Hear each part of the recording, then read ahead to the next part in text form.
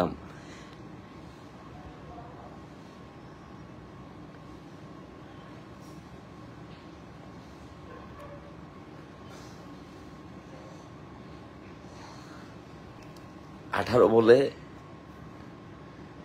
আঠারো বলে 20টা রান আমরা নিতে পারি নাই। মানে এই ম্যাচটা পর্যন্ত আমাদেরকে হারতে হয়েছে। আমাদের টপ অর্ডার, আমাদের মিডল অর্ডার, প্রত্যেকটা ব্যাটসম্যান, মানে এরা দিন শেষে এদের ভিতর ন্যূনতম কোনো দায়িত্ববোধ নাই, এদের ভিতরে কোনো সেন্স নাই, এদের কোনো ক্রিকেটীয় সেন্স নাই। এরা ম্যাচের মোমেন্ট বুঝে না যে কোন মোমেন্টে তারা কোন স্টাইলে ব্যাটিং করতে হবে। সাকিব আল হাসান দীর্ঘদিন আপনি টিমরে সার্ভিস দিয়ে গেছেন, দেশের সার্ভিস দিয়ে গেছেন, কিন্তু এই টাইমে আইসা লাস্ট শ্রীলঙ্কার সাথে এবং সাউথ আফ্রিকার সাথে যে ম্যাচটা আপনি খেলছেন, মানে আপনার কি উচিত ছিল? আপনার কি আরেকটু দায়িত্ব নিয়ে খেলা উচিত ছিল না আপনার? লাস্ট 2টা বল ছিল 6 মারার মতো, লাস্ট 2টা বল। তাদেরকে আর দোষ দিয়ে লাভ কি?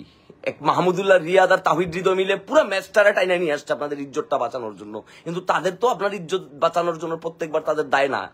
শ্রীলঙ্কার সাথে ম্যাচটা তাহিদ হৃদয়ের, মাহমুদুল্লাহ রিয়াদ ম্যাচটারে জিতাইছে। তাহিদ হৃদয়ের 3টা 6 পুরো ম্যাচের মোমেন্ট ঘুরাই দিছে, মাহমুদুল্লাহ রিয়াদ এসে ফিনিশ করছে। কিন্তু আজকের ম্যাচটারে ফিনিশ করছে সাকিব আল হাসান আর হচ্ছে লর্ড শান্ত। এই লর্ড শান্ত হচ্ছে পৃথিবীর সকল লর্ডের লর্ড, সকল লর্ডের লর্ড। ঠিক আছে, আপনাদের জন্য রাত জায়গা কোনো লাভ নাই। এই যে যুক্তরাষ্ট্রের মাঠে, নিউ ইয়র্কের মাঠে এতগুলা অডিয়েন্স ছিল, যারা একটা সিঙ্গেল রান নিলে এতটা চিল্লাফাল্লা করতেছিল, এতটা ক্রাউড করতেছিল, এতটা চিয়ার্স করতেছিল, এতটা চিয়ার আপ করে আপনাদেরকে জাগায় রাখতেছিল, ওই মানুষগুলোর সাথে আপনারা প্রতারণা করছেন। আপনারা দিন শেষে আপনাদের আউট ইনপুটটা, আপনাদের পরিশ্রমটা, আপনাদের এফোর্টটা কোথায় দেন? আপনারা কোথায়? নাইট প্র্যাকটিসে, বিজ্ঞাপনে, দালালিতে, শোরুম কাটাতে কোথায় দেন আপনারা? আপনার দিন শেষে ক্রিকেটের সাথে আপনারা নাই। মায়ের দোয়া তো দূরের কথা, আপনারা আসলে কোনো দোয়ার যোগ্য না, আপনারা অভিশাপের যোগ্য।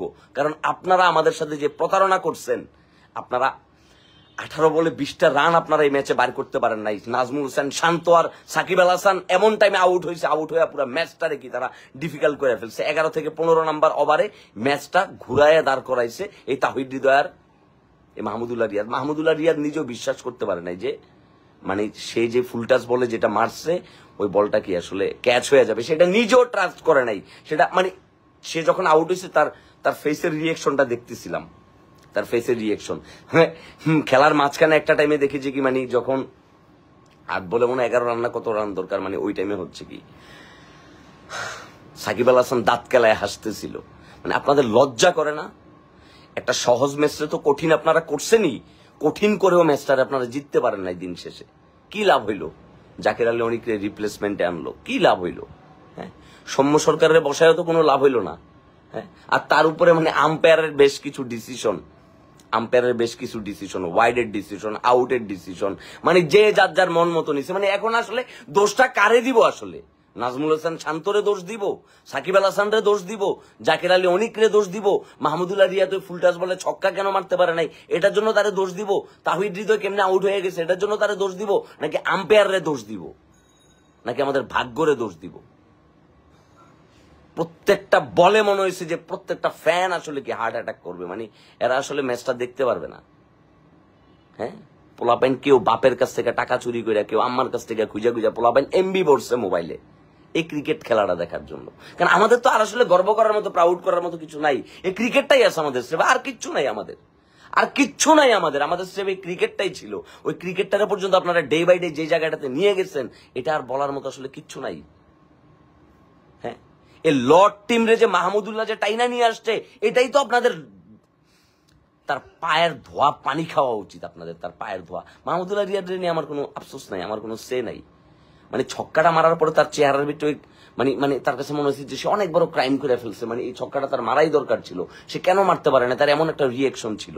মাহমুদুল্লাহ রিয়াদের রিয়েকশনটা যখন ক্লোজলি দেখাচ্ছিল যে মাহমুদুল্লাহ রিয়াদ কোনোভাবে নিজের ক্ষমা করতে পারে নাই, সে হয়তো আজকে রাতও নিজের ক্ষমা করতে পারে নাই। কিন্তু আপনারা যারা দাঁত কেলায় হাসতেছিলেন, আপনারা যারা বোলিং এ কোনো কন্ট্রিবিউশন রাখতে পারেন নাই, ব্যাটিং এ কোনো কন্ট্রিবিউশন রাখতে পারেন নাই, আপনারা নিজেরে কিভাবে বুঝ দিবেন? আপনারা নিজেরে কিভাবে বুঝ দিবেন? আপনারা প্রত্যেকটা বার আমাদের সাথে স্ক্যাম গুলা করে গেছেন, আপনারা প্রত্যেকটা বার আপনারা আমাদেরকে ঠকায় গেছেন, আমাদের বিশ্বাস নিয়ে আপনারা খেলছেন।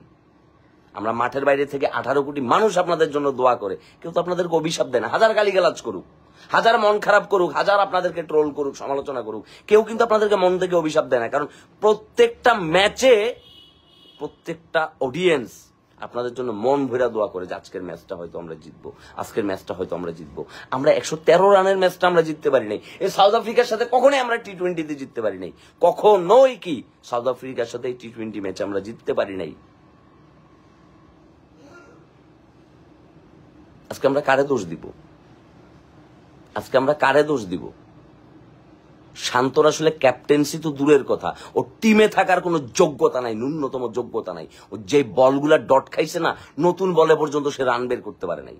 কারণ নতুন বলে রানটা বের করতে না পারলে পুরান বলে টাফ হয়ে যায়, কারণ ফিল্ডের অবস্থা এমনিই ভালো না।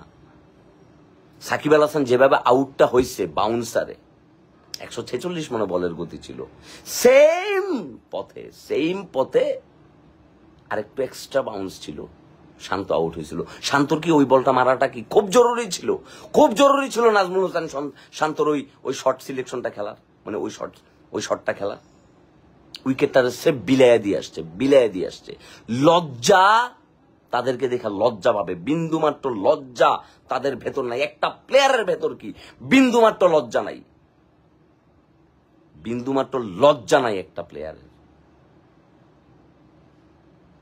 একটা 4 হইতে লাগছিল, আপনারা ওইটা ডেড বল হয়ে গেছে, কারণ বলের অ্যাকশন থেমে গেছে তখন।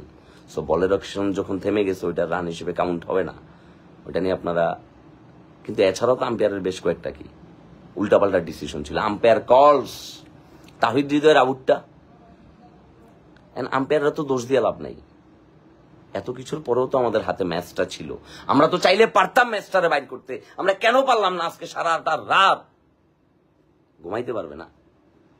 মায়ের দোয়া, বাপের দোয়া, সবার দোয়া কি, সব টিমই কি সেম খেলা খেলছে, সেম বাজে স্টাইলে খেলা কি ম্যাচটারে শেষ করে দিছে। কারে দোষ দিব এখন? যান আপনারা দাঁত খেলায় এখন সংবাদ সম্মেলন করেন। আপনারা তো নদীর 200 মাইল দূরে নদী সাঁতরায় যায় কি, সাংবাদিক দেখলে, মাইক দেখলে আপনারা দৌড়ায় যায়, কথা বলতে মন চায়। আপনাদের কথা বলা ছাড়া তো আর কিছু শিখেন নাই আপনারা। আমারে বলবেন যে কি, যে তুই কোন বাল যে তুই কথা বলতেছস? আমি দেশের একজন ক্রিকেট ফ্যান, বাংলাদেশ ক্রিকেট টিমের একজন ফ্যান। ইট ডাজন্ট ইভেন মিন যে প্রত্যেকটা বার আমরা এভাবে কি আপনারা আমাদেরকে হতাশ করে যাবেন যে প্রত্যেকটা বার